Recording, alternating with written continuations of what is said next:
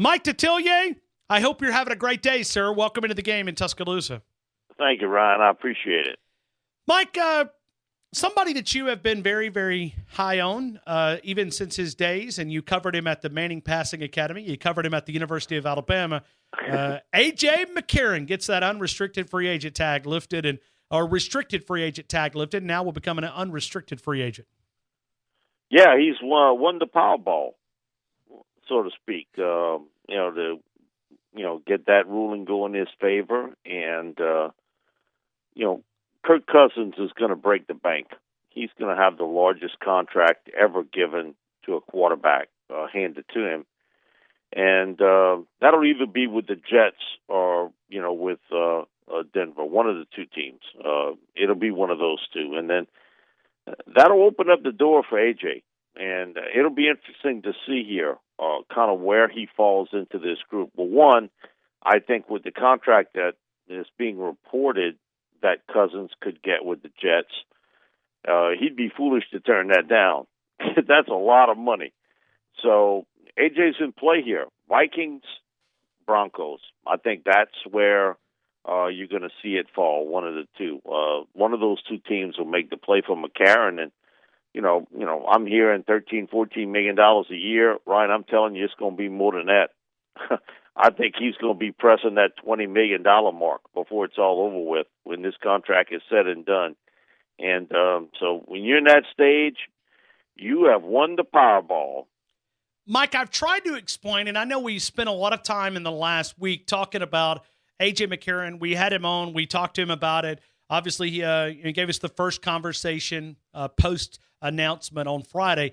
But when we go back, help us understand how rare this is when you actually beat the NFL at their little game and you win the grievance. You don't win a lot of cases in the NFL. They got a lot of good lawyers on their side. And if you think they don't, look how they got over on the Players Association on the last contract. And the players caved, basically. And the owners got basically what they wanted out of that deal. And so it's rare for you to lose, to win in that sort of situation. They don't lose a lot. And so for him to get out of there is huge. And the other part is, it is rare to have two guys and potentially a third, only because of injury, to have three guys that are what you want to call starting quarterbacks. And we don't know what's going to happen with Case Keenum out in Minnesota. But when you're talking about Kirk Cousins, A.J. McCarron, Sam Bradford, all out on the open market at one time, that's rare in this league. To have, that type caliber guy loose and with a huge salary cap out there, and you can see it's a quarterback-starved league. And that's why the NFL, if you're the owners and you look at that, a fully guaranteed contract potentially early on for Kirk Cousins, that's not going to go over real well with most of the owners in this league, because it's going to set a precedent. And now you've got, the guys right behind him that are going to be able to cash in on that. Same sort of deal. So it's rare to beat the NFL at their own game, but I think we are walking on ground, Ryan, that hasn't been walked on. And I think the Cousins contract is going to set a precedent that we haven't seen before, and it opens up the Pandora box. If people are upset about how quarterbacks are getting paid today, don't call your show in a month from now. Well, Mike Detillier, right now as we move forward, Mike, I've also talked about they've always sort of hung this dark cloud over Alabama. I guess the rebuttal is there's two things that you hear: that Alabama wears their players out for the physical style that they practice in, and on Saturday afternoon, that's the NFL critique. And the other one is that they don't produce quarterbacks. It's been a long time since Alabama had a successful quarterback, starting quarterback in the National Football League. Tell me the last one from LSU.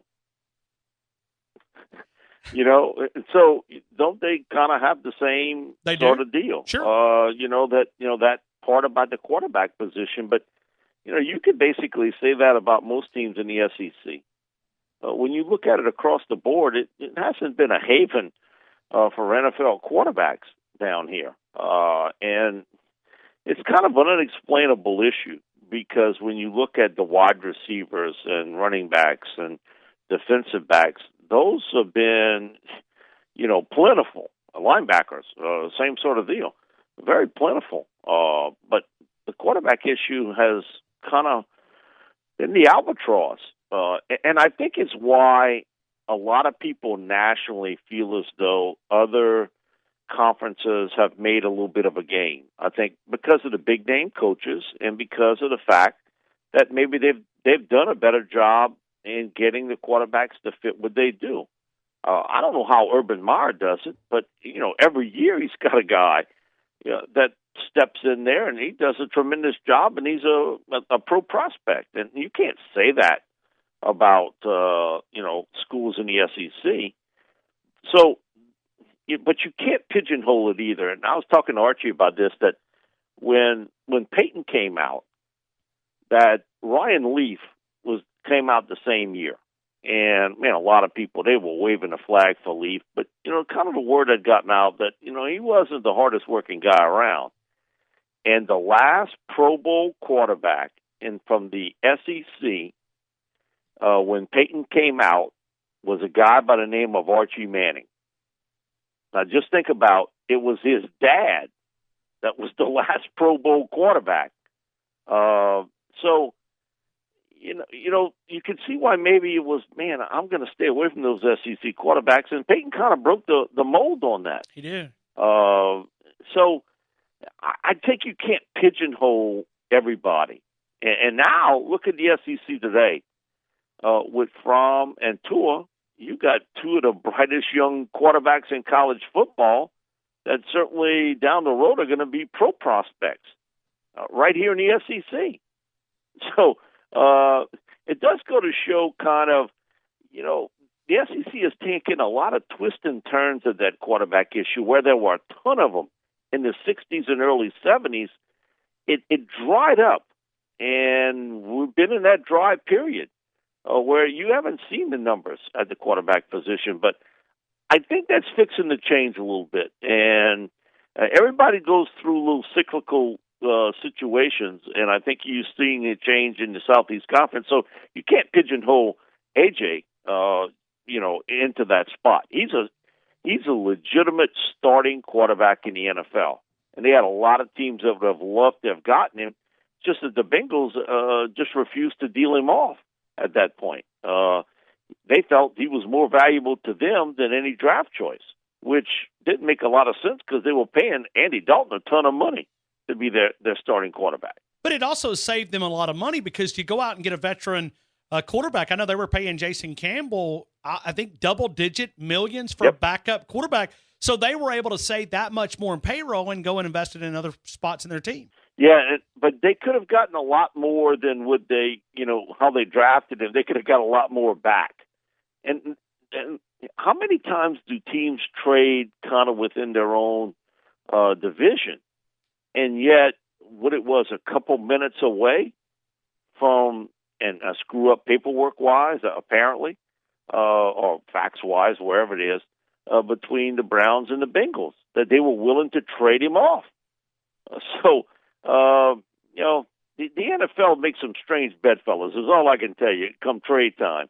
Because there's always a deal, well, I'm not trading into anybody in my own conference and our own division. And yet, you saw it almost happen with A.J. And so, but listen, sometimes a man upstairs works in strange ways. And he certainly worked in the best way for McCarron. Now he's out on the open market. And it is going to be a significant hit for him for his financial. He's going to hit it big and have. It normally comes down to just a couple different teams that makes that final run towards you. And I do think that if Cousins ends up with the Jets, then it'll be the Vikings and Broncos for AJ. And here you got a situation for AJ when I look at it defensively, that Broncos and Vikings teams are pretty doggone good, and they got some weapons on the offensive side of the football. They, I give Case Keenum a lot of credit. I think he did a tremendous job last year when he was put into a tough spot for Bradford. But, man, you couldn't ask for anything better in that particular spot. And you're getting paid a ton of money to do it. Mike Detillier, WWL, right now visiting with us. Mike, let's go back to the NFL and begin to look at this NFL Combine. In your opinion, what is guys that at the top, like the Minkah Fitzpatrick from the SEC, from the University of Alabama, what do these guys need to do next week at the NFL Combine? You know what? I think it's a twofold issue. You play to your strength. And you're going to see that, Minkah's going to run well. He's going to do all the drills well. He can catch the football very well as a defender. But, the Combine, in my opinion, is a lot to do with medicals and also your love for the game. It's the interview sessions, a one-on-one. And I think that's where Minkah's going to excel. I'll be honest, Ryan, on my board today, my number one rated guy, the highest rated guy, is Quentin Nelson, the guard from Notre Dame. The number two guy is Minkah Fitzpatrick. So I don't know that he'll go at the 2 spot, and I know Nelson won't go to top pick in the draft. But, for a lot of boards, I think, those two, along with Bradley Chubb and Saquon Barkley, are going to be the top 4 for most people, up on the board. Not necessarily where they're going to get picked. But, his football intelligence, how he relates to people, and his love for the game is going to come out in that. Mike, he's going to blow them away. And that's why I think you pay for talent, you also pay for availability. And the third part about it is you got to have a love for the game. And I think that's what's going to show up in these interviews for Minkah. Mike, he's going to absolutely blow them away in the interview session. I'm telling you. I got no doubt. Yeah, Minkah is you ever been around a player that you can see the love of the game and it's authentic. It's not one of these guys like Eddie Lacy would look at us and say, I love football. And it was like, man, you really don't love football. I mean, you could see it. But when Minkah Fitzpatrick would tell you, I love football, you could see it. And he just to be able to go through this Saban system, the way, I mean, it almost sounds sometimes like you're talking to Nick Saban when you talk to Minkah Fitzpatrick. Yeah, and that's the thing about with Minkah that I think is going to show up. That, he gets the ultimate seal of approval. When you get compared to the greatest coach in college football history by, your intelligence, your preparation, everything else, man, listen, that's some pretty strong words. And I do think with Minkah, that's going to come out in the interviews. And they try to trip you up and that sort of thing. But, you can't overlook football intelligence. And I say this about, there's a lot of lawyers and doctors and businessmen out there. But if you talk to a dozen or 15 of them, Ryan, you know who's the best of the bunch. You can feel it in the interview, so to speak. Now, a lot of times, how the mistake gets made is you fall in love with the athlete, and you forget to ask the biggest question out there. Can he play ball? And that's the thing with Minkah that's going to show up. That tape don't lie. And what he's been asked to do, whatever position he's been asked to play, if it's at cornerback or safety, he's excelled. And he's played it at the highest level. But, again, I think sometimes teams kind of look for a negative more than a positive. Bill Walsh, God bless him, he told me this many years ago. He won the Pete Rozelle Award out here in New Orleans, and basically it's given to someone who's contributed the most to pro football. And his big thing to scouts were 2 things. One, don't go tell anybody afterwards what you think about a player. You make sure you tell it to me first. You make sure you let your feelings know about a player to me. Don't go after the draft and say, well, I wish we'd have done this and I wish we'd have done that. And secondly, don't give me all about the negatives. I know about his negatives. I want to know about a guy that could end up beating me, because eventually the guy we pass on, we're going to have to play. If you pass on Minkah, all I'm telling you is one day you're going to have to play against him. And there won't be a lot of teams pass on him. I mean, come on. He's going to be a top 5 pick in this draft, just depending on how the quarterback situation gets kind of resolved, either through free agency and how this and that. But I'm just telling you, he is going to test out when you look at everything involved, if it's from the interview sessions to the workouts to the tape in which you see and game day. As high as anybody, and when I've got him second on the list to Nelson, that really tells you something.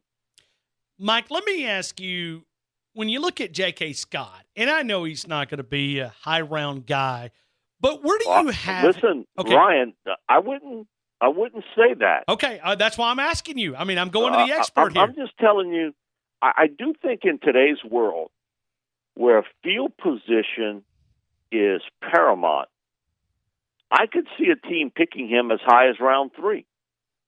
Now, that's really high for a punter. But because of his skill set and his ability to eliminate run backs, and, man, almost like when he kicks the ball, I'll quote an LSU coach. When he kicks it, it's almost like he got helium in the ball. You know, it's like it never comes down, and you don't get anything on the run back. That is a real skill to do today. Now, a lot of punters, they can just kick the ball and great distance, and all of a sudden you outkick your coverage and the guy's coming back. So he kicks it 55 yards and they got, a 20-yard return out of it. So you're defeating the purpose. When you see what J.K. can do, and he can hit that football and it is straight up in the air, you got no chance for a run back. And that's the scary part about it. And I think this isn't like you're running for the Senate or, a state representative. It just takes one team to do it. And I think there'll be a team. If I had a mock draft today, which I haven't finished yet, but if I had a mock draft, I would put him in the 3rd round somewhere. I think some team is going to pull a trigger on that and go with him, because he is a weapon out on the field. And if I can continuously pin you back time after time after time, and not give you field position, and I give you not much of a run back, if any, that's a defensive weapon for me, because that's what I consider him. He's a defensive player on special teams, because he constantly will pin you back, and you don't have a big play in the special teams part of the game as a return guy. Mike, I'm not sure Alabama wins the national title this year without J.K. Scott. The way they struggled on the offensive side of the football with getting the passing game opened up and having to punt the football and ask a guy to pin that other offense and make them drive 80 against you, I don't know if Alabama wins the national title or even an opportunity to compete for a playoff spot without J.K. Scott. Listen, he was a big part of it. There's no question about it. And he was such a valuable player. I just know with other coaches, when they went up against Alabama, they might have had a top returner we're not going to get much on this. And you knew it, no matter what. And I think he was, when you look at the SEC, he was about the most underrated football player they had in the SEC this year for what he did, because he really changed positions. If you're an offensive team, every time he punted the ball, he changed your position and you got zilch in the return game. Nothing.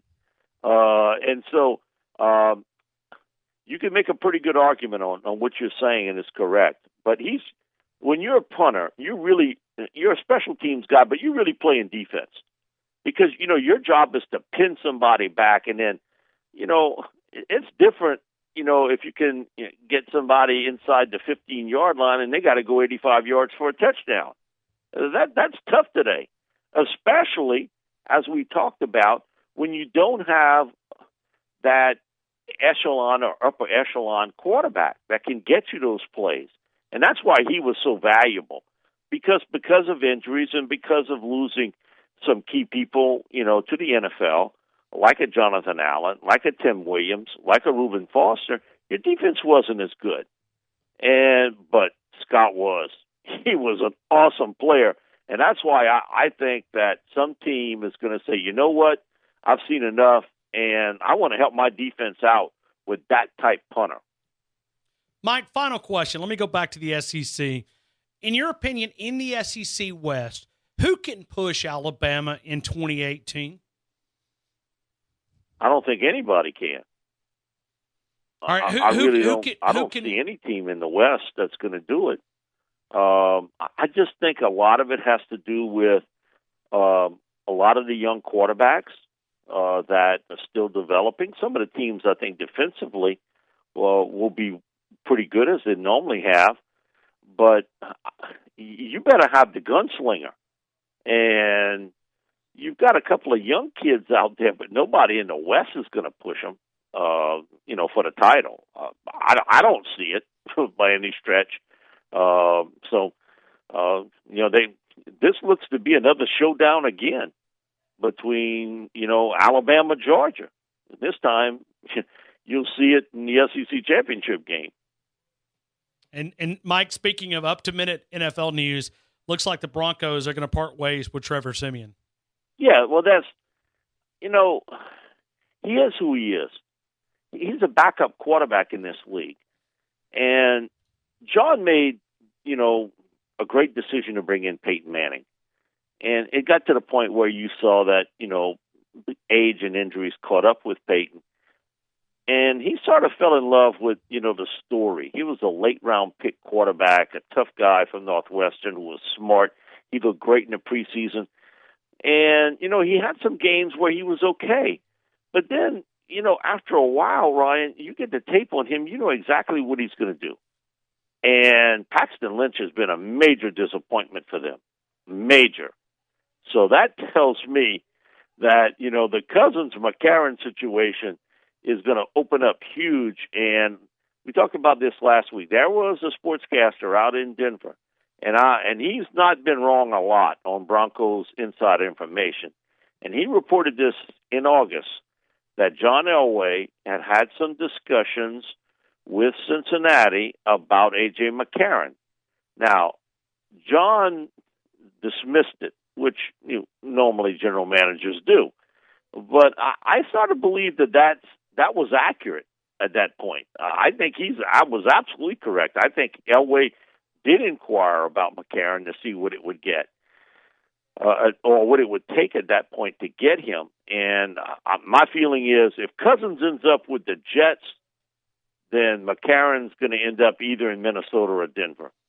Well, and Mike, and I wonder, and I'll let you go, I promise, after this, but I wonder how much goes into it when Denver had that Super Bowl team that Cincinnati went on the road in Denver with A.J. McCarron, their backup quarterback, limited reps, and he almost pulled it out there with limited reps. And I think it came down to the final drive, and there was Von Miller, I think, sacked him in the back, and there was a fumble. But I wonder how much it goes back to seeing, hey, that was my Super Bowl defense, and this guy almost pulled it out on the road. And two is you're getting older on the defensive side to football in Denver. Well, a lot of people feel as though they'll pick a quarterback in round. I can't see the Broncos do that. I need a veteran. I got to win today. How many of those rookie quarterbacks are going to come in and make that type impact? That doesn't happen often. If I'm Elway and my reputation's on the line here, okay? Yeah, I did win a Super Bowl, but, that becomes kind of a far memory for a lot of different people. I've got to win now, and I've got a guy that I want as a veteran quarterback that can take this offense to another level. And so that's why I think there'll certainly be players in the Kirk Cousins sweepstakes. But if what's being reported out in New York is correct and Cousins ends up there, then they're major players for A.J. McCarron. And if I look at A.J., he'll have two spots here that are really sweet. And one would be in Denver and the other certainly in Minnesota. And where you don't have to carry all the load yourself. as a starting quarterback. You've got a defense and a running game and receivers that certainly would complement what you do best.